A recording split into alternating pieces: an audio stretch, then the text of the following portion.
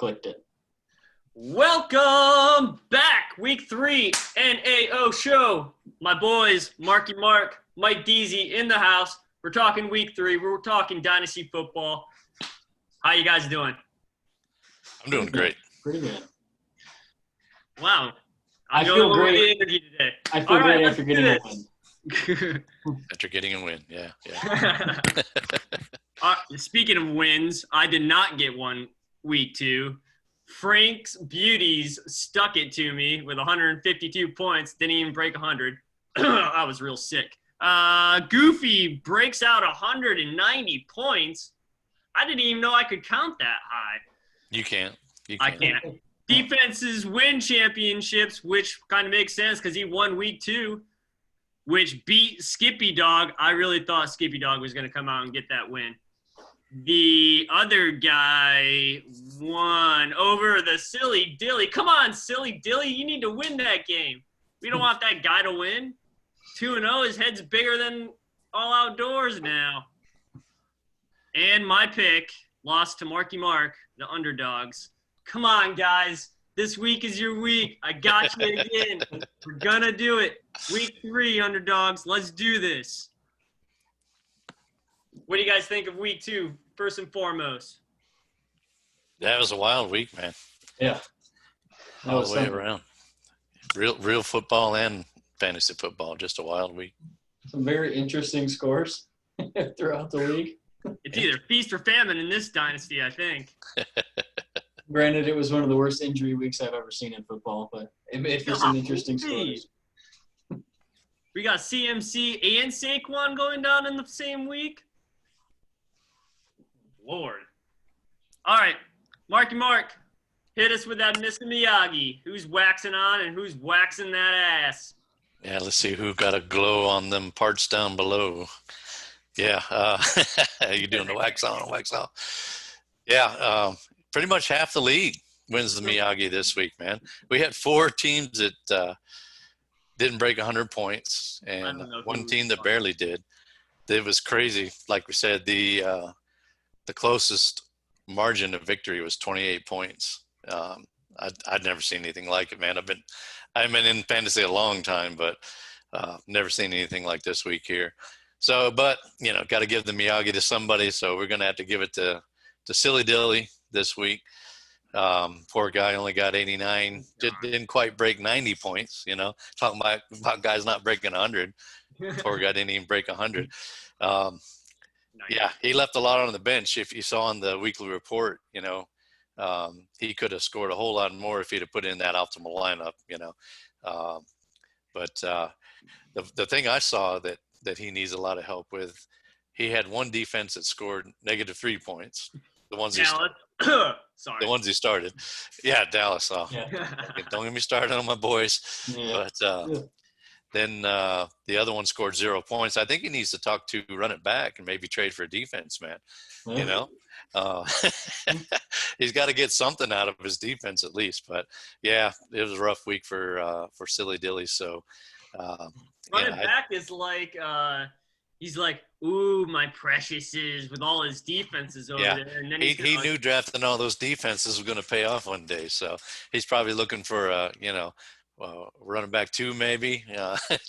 So get a good defense over to Dilly maybe. So yeah, it was a funny week, man. Lots of guys had a lot of some bad weeks there. So what are you gonna do, man? So Joe Burrow, he threw up 24 points, and that was where it started, and that's where it ended for Silly Dilly week 2. Yeah, you had Robbie Anderson on the bench too, and he's had a couple good solid weeks, and I can't blame anybody for not putting him in, but I'd certainly be looking at him moving forward, So, yeah.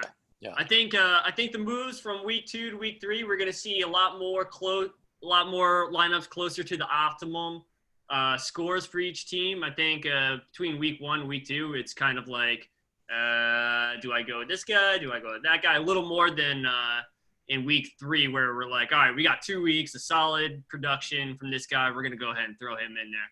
In that flex spot. So what are the standings looking like there, Sean? So the standings as they are, everybody else is sucking Heinz tit behind freaking Goofy here. 0 moves in the off season, and this guy is scoring 340 points. 340 points In 2 games. in 2 games. Wow. In 2 games. Yeah. I was kind of hoping that he'd break the 200 barrier, and that thing would have been history for years to come. Well, the dude had a goose egg, man. He had Will Fuller with a goose egg. Yeah, that's incredible. And he still hit 190 points, man. That's crazy. That's crazy. It was ridiculous. Yeah. It was just like, what? So, still in the standings, we have 3 unbeaten teams. Goofy, the other guy, and Marky Mark's team. We have 4 teams going 1-1. 1 win, 1 loss, with defense wins championships running that league. And then Silly Dilly is the leader of the 0-2 squad. Sorry, Silly Dilly. Nice. Sorry. So what we've got down there, I'm not looking at it right now. We got Dilly and Fleming and Jay Hill, I think, are at the bottom. Or All right. all 0-2. Let me get on my soapbox about some underdogs. I mean, come on, guys. I'm going to pick you guys until you win. Until you get that W, hopefully not against me. Until you guys get that W, I'm going to pick you guys until it becomes more advantageous. Yeah, Marky Mark, I know what that word is. For me to pick the other guy. Can't spell it, but he knows it. I don't know. I think Antonio Gibson scored a touchdown. All things are looking up. All things are looking up underdogs. That's right. Gibson's usage will keep going up, and sooner or later he's going to get him over the top, right? I think this week is going to be the week. Dak Prescott, fantasy-wise, I think he's going to get the 30 burger. I really do. Well, dude, He's going to throw it every down. He almost had the 40 burger last week. Yeah. 39. I told Evan, and I was like, every play, I'm like, hey, Dak. Oh, shit, he got points against me. You know? That's how I felt week 1 against Silly Dilly, and he's starting my whole freaking Tampa Bay offense practically. Yeah. Crazy week, man, like we said. Mike Deasy, who's your pick of the week player-wise there, man? Who do you think? Well, no surprise. It's on Team Goofy. But I've been pretty impressed with Calvin Ridley. It's easy to be impressed with this guy. He's the number 1, not just wide receiver. He's number 2 overall in PPR. Everyone kind of thought he was primed for a breakout season this year, but this primed, I don't know if that's kind of a surprise to me still. I mean, Julio Jones went down a little bit last week. But Hello, dog. yeah, Julio Jones went down a little bit. Calvin Ridley's definitely, getting his this year though. But I think it's a nice surprise. The number 1 wide receiver in standard and PPR actually. Yeah, he's Ridley's been up and down a little bit. Question for the group: is it time to move on Julio Jones fantasy-wise? No, it's an injury, man. Just like he always fights to get back on the field, stay on the field, and as long as he's healthy, Julio's still good. He's still got something in him, I think. But with that hamstring that he's nursing now, Ridley's definitely going to see an uptick, of course. Now, of course, we'll have to see how he does if he's the number 1 focus if Julio doesn't play. But he definitely looks like he's ready. I just want to give Josh a little bit of credit. He wrote an article last spring. One of his breakout candidates for the upcoming season was Calvin Ridley, and he hit that one right on the head. Looks like right on the head. Yeah. So he's definitely playing well, getting in the end zone and getting a lot of targets, and he's making the most of them this year so far. So I love that pick, Mike. Ridley is going to. I mean, it's kind of hard to say that Ridley's going to carry that team because his team's doing so well in week 1 and week 2, dynasty-wise. But I'd be amiss to say that he's not going to be a wide receiver 1 for the next 5 years. You know what I mean? Like, if he can carry the load for wide receiver 1 with the double coverage, and he got looking at our draft board. He went in the 4th round. So, Wow. Yeah. Wow. Yeah, that's something. Lord, if I could go back, I would probably in the 4th pick up another running back and skip Michael Thomas. To be honest with you. Ah, Yeah. Ooh. Yeah. So just so all the Dynasty fans, Dynasty players, Dynasty owners know the running price tag on J.K. Dobbins, just so we all know, is 2 firsts and a guy, and that's only to start the conversation. He only scored 6 points last week. is that coming from Goofy himself? Yeah, that's straight from the horse's mouth, as they say. Yeah.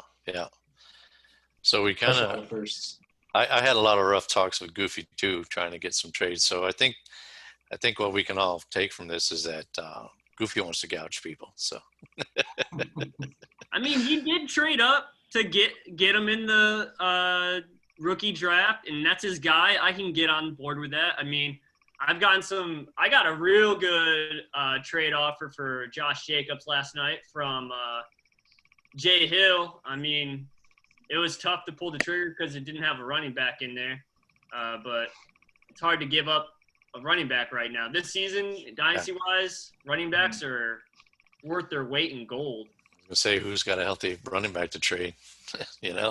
If you got him, you got to hold him so you can maybe get 2 in there if you're lucky. So did Goofy trade up to get that pick?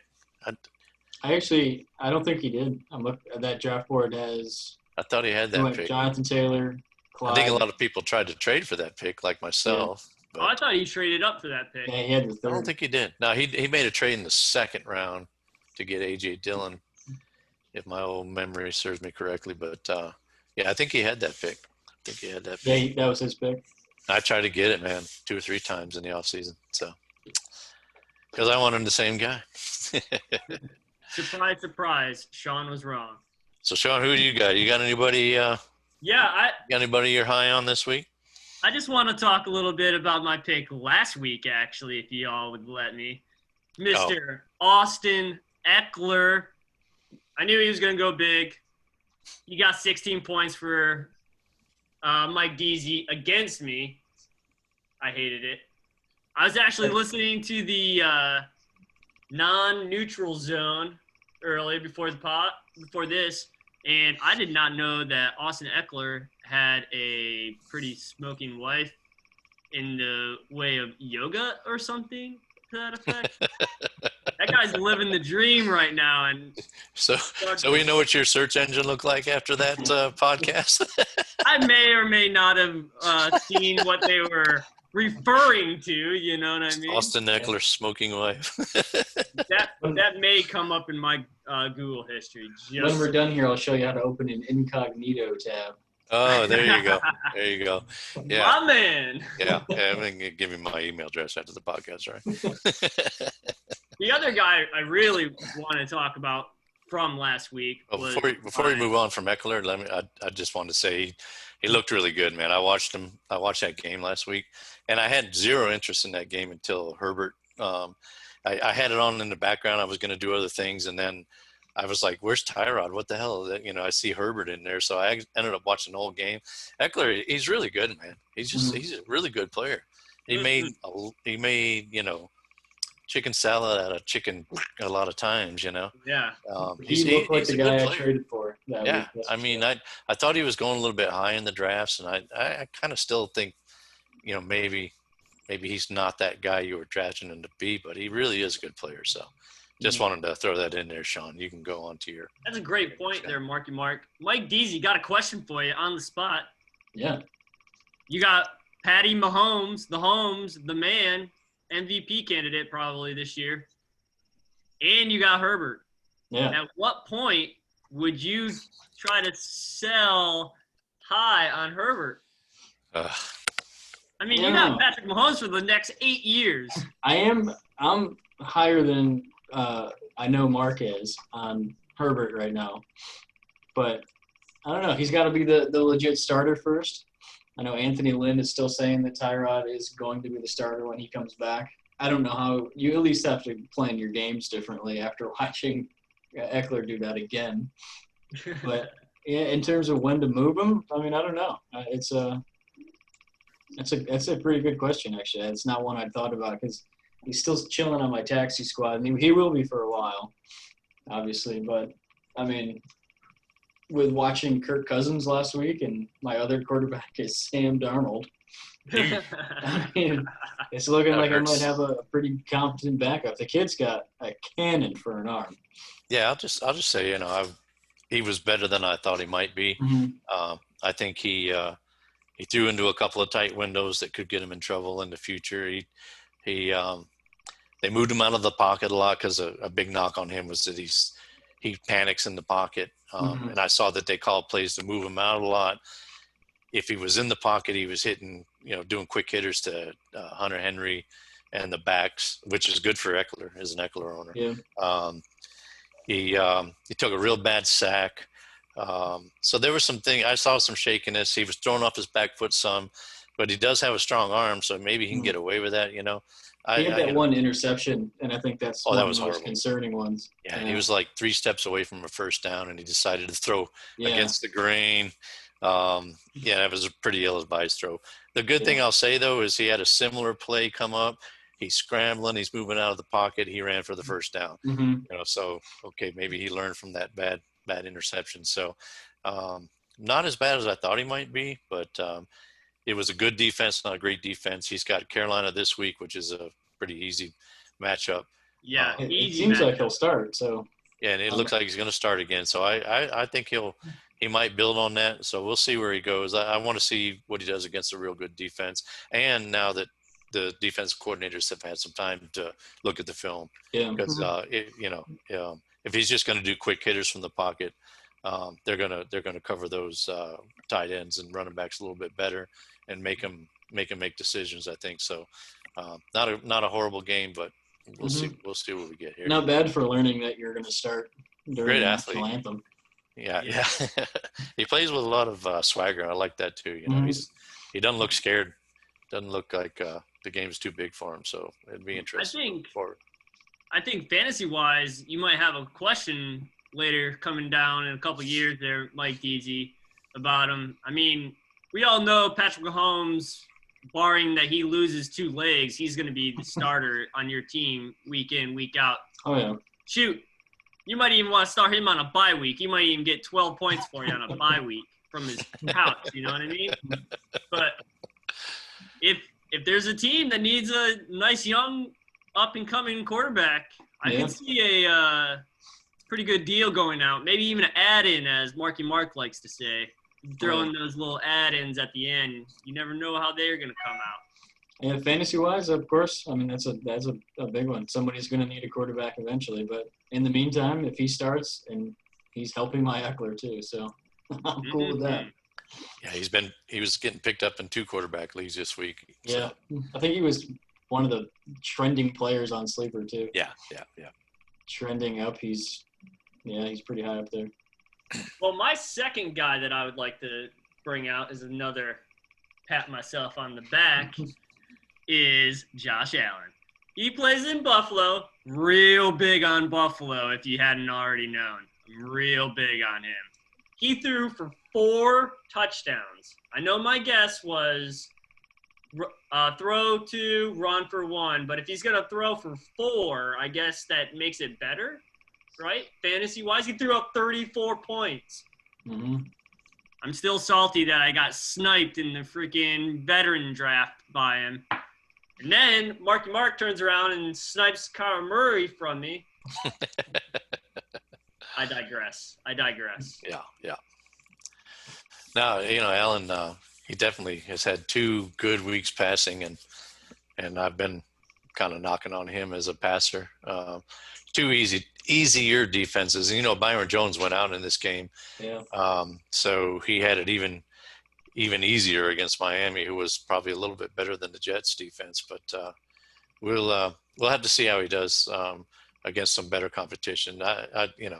He's looking good, and if he can keep it up, he's going to jump up into that tier with Mahomes and Jackson. But I'm not ready to put him there yet until I see him do that, keep on passing that well against some better defenses. So, Stephon Diggs is looking good in Buffalo right now. Let's see when the snow starts flying if he can catch it. I mean, he was in Minnesota prior, and that's a nice warm dome. Nice warm dome, as they like to say.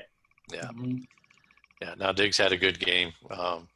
Maybe building some chemistry there. Again, though, when Jones went out, I kind of threw everything out because he's their best, probably their best defensive back, and him not being in there definitely hurts because he's a kind of a leader of the defense already for that team. So, but well, before I get to my boys' underdogs, talking about their fantastic matchup in Week 3, I want to bring y'all's attention to the big matchup I think is going to be in Week 3's Goofy versus Skippy Dogs. I think Skippy Dogs might have the team that might take him down. Put Goofy to 2-1.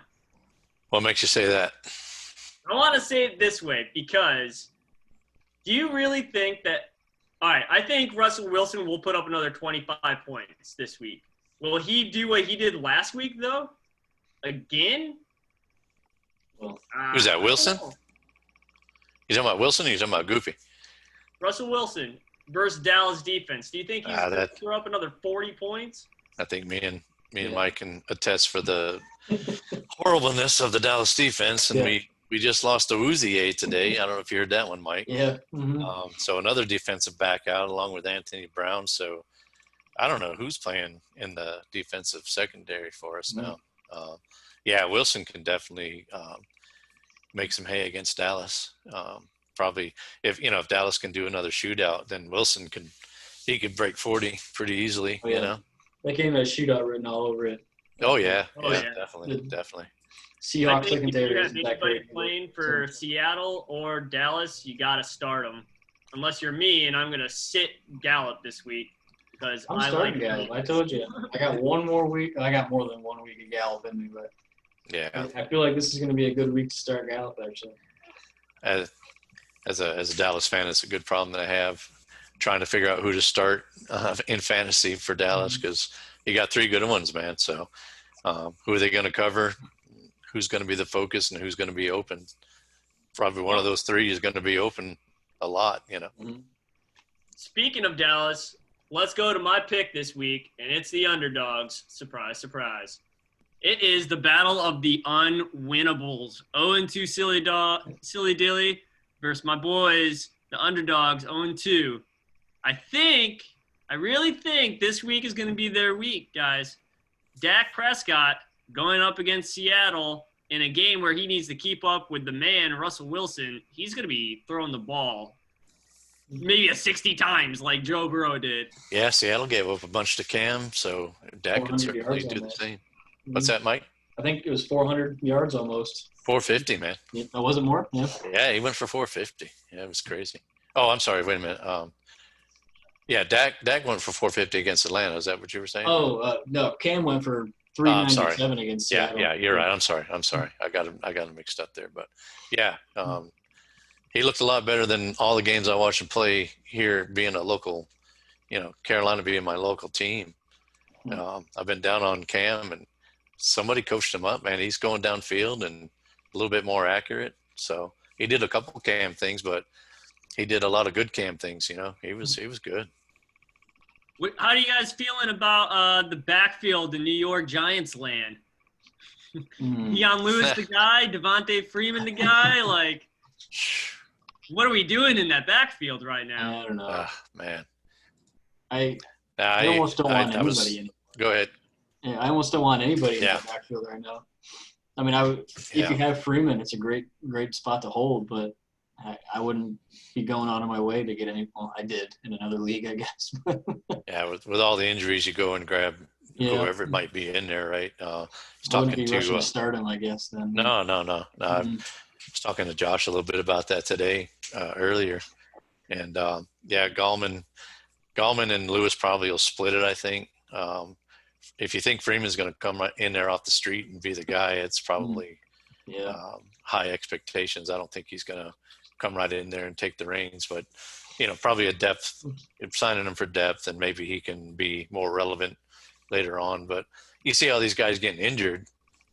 Freeman's going to have to be in the best shape of his life to come in there and not get injured and do as well, So I think if Devontae Freeman comes in as what we all expect Devontae Freeman to do, like be the old Devontae Freeman, he could definitely get this starting position and starting running job and run away with it, the pun intended. Yeah. I mean, like, there's nobody in that backfield that is going to even really fight for it. I mean, Deion Lewis, I mean, you do 80 yards in a game, you're going to take the job from Deion Lewis. Lewis can be, he can be a passing down guy. Gallman, he's a 3-down back. He's just an average 3-down back, you know what I mean? But he's been there, and he's kind of the guy, I think, right now. Nobody to get excited about, but somebody who can be solid. But I think Freeman's going to need a couple of weeks, man. Oh, yeah. You see these guys getting injured like they are. How's he going to come in off the street after, in the third week of the season and just jump right up there? So, I hope they take it slow with him. Don't try to rush him in there. Maybe he can do old time Devonta things, but I wouldn't bet a lot on him in the first few weeks anyway. So where are we at? Let's stick with this matchup. We'll kind of run out the clock with this matchup here. Where do we figure Rojo's going to be this week? Oh. Probably on the bench, man. Yeah, that's another one I would. I don't want anybody there. I was talking to Sean. Mike, did you see that play where the fumble between Brady and Jones? Actually, no. I didn't see much from that game. Yeah, see, I watched that game, and freaking, Brady kind of jumped up and then tried to hand the ball off to Jones and hit his elbow with it. Hit him right in the forearm right here. And then they showed on the sideline, Brady's crying him a river over that, and then Jones doesn't go back in, Mm-hmm. I really think it was Brady's fault. I think Brady, I don't know why he kind of raised up. He didn't really jump, but he raised up. He tried to get the ball back down into his belly like he's supposed to, and the timing was off. So it was just – it can't be Brady's fault. Yeah, I thought it was Brady's fault. I thought it was Brady's fault. But who gets benched, not Brady. Well, if he doesn't come back in after that, that's all you need to know there. Yeah. Yep. So yeah, I think Jones is going to be playing behind Fournette until something changes, man. So I feel bad for Jones, but Fournette had a good game. So I mean, I think he got hot. And he did. Wise, he was real hot on the bench. Let me tell you what. On your bench, or? Oh, not on mine. Oh, that was who has him? That was Silly Dilly. One of the many that Silly Dilly didn't start. Poor guy. Yeah. After didn't he try to trade him to everybody too? He wanted a king's ransom for that guy. That's right. He wasn't even on a team yet. And then he wouldn't even start him. Come on, Dilly, man. If you're gonna talk up a guy, put him in your starting lineup at least, man. Yeah.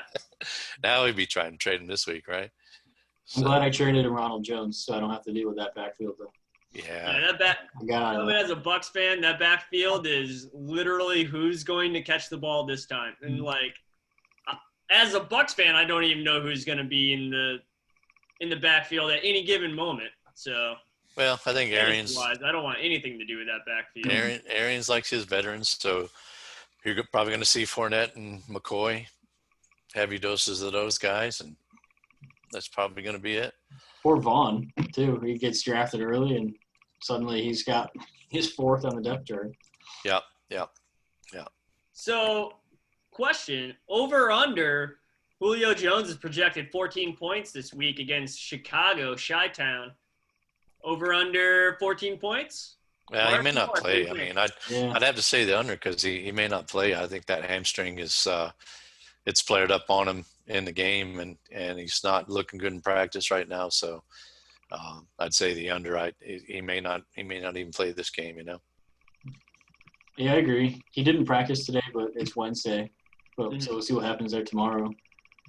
But yeah, even if he does play, I'd say the under. I'm gonna go with the consensus on this one too. If he does play, it's gonna be definitely under. I think Ridley goes crazy again.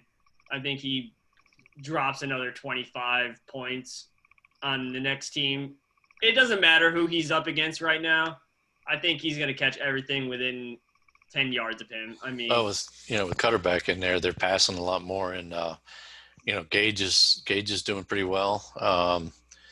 He's a guy that I was high on in the off season after Sanu left, and he's kind of the surprise. He's a wide receiver 1 now. He's number 11, kind of a surprise wide receiver 1, getting a lot of targets. You got Hurst is getting an uptick in targets. So, if you just try to cover Ridley, they're going to burn you in other ways. Mm-hmm. So to me, they gotta keep it honest and cover all those guys. So Ridley's probably going to see some good matchups, even if Julio's out. I think what's going to be the deciding factor for my boys, the underdogs, winning this week is going to be. You keep going the underdogs. I'm going to still pick my underdogs, Evan's team. Okay, let me pick Is that. Is there another manager for that team? I don't know.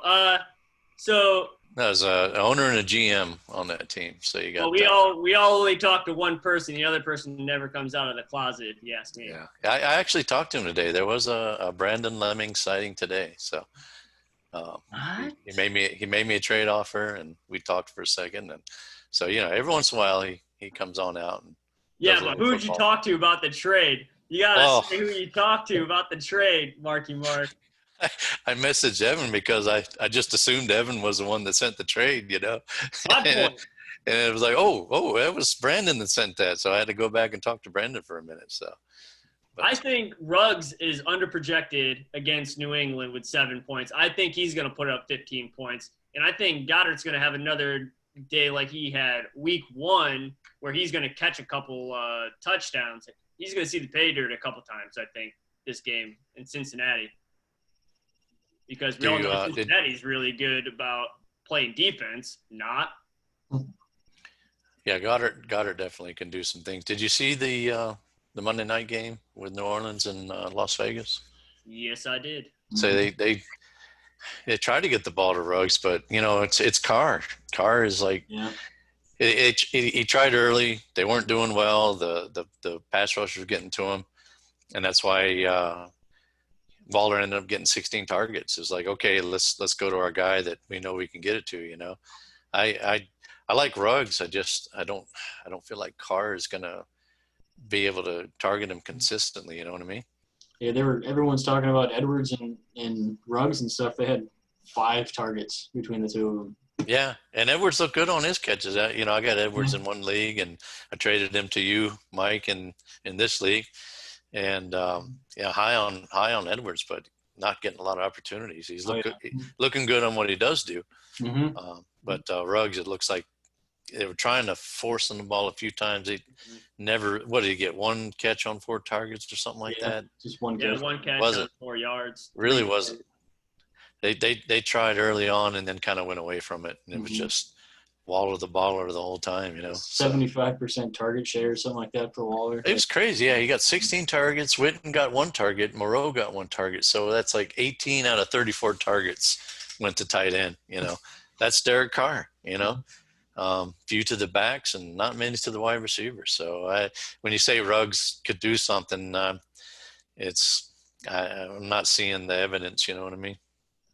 I mean, I like Ruggs. I think he's going to be he's obviously the number 1 wide receiver, but he's obviously not their number 1 target. It's Baller the Waller, like you said. I think if they start pulling another guy down into Waller, double covering Waller, Ruggs could blow up real quick. Yeah. Quick question for y'all. Yeah. Fantasy-wise, who's better for Ruggs, Derek Carr or Marcus Mariota? I don't know. I mean, Mariota, I haven't seen him play in this system yet. So has Mariota got a history of going a lot to the wide receivers? I mean, if Derek Carr can't get it done, I think Marcus Mariota is a guy that has seasons underneath his belt, Yeah. I guess they beat the Saints though, so that's true. All that matters is the end score, I guess, for right. John Gruden. Yeah. Now the defense is a little better maybe than we thought they were. They didn't sack Breeze, but they certainly kept him off balance a lot. I thought there's a lot of pressures, not a lot of sacks. Um, I don't know. I don't know that Mariota could do any better getting it to the receivers. Trying to think back about like his receivers in Tennessee, and I can't. Yeah, remember. his best target was Delaney Walker, right? Yeah. That was the guy that did it the most for him. I think he's another car, maybe, with maybe better speed and legs. But if I had Ruggs, I'd be trying to get him on some slants, some quick hitters, bubble screens, smoke screens, whatever you want to call them, just get the ball in the guy's hands because he's fast and he catches everything. I mean, but I don't know. After seeing what they tried to do with him, I'm thinking he's not going to do much with Carr as his quarterback if that's what they're going to do with him. So, well, I think we can all agree that the Raiders, it's the Waller Baller show and the Josh Jacob run town. Yeah. And if they're going to do anything fantasy-wise, it's going to be those two people. They're going to be carrying fantasy points for the Raiders. Yeah. Talent is there. We'll see if Carr can get some chemistry going with those guys, with Edwards and Ruggs. Any last points, guys? No. Right, hold your peace. Well, that's our show. We'll see you next week. Come on, underdogs, get the win.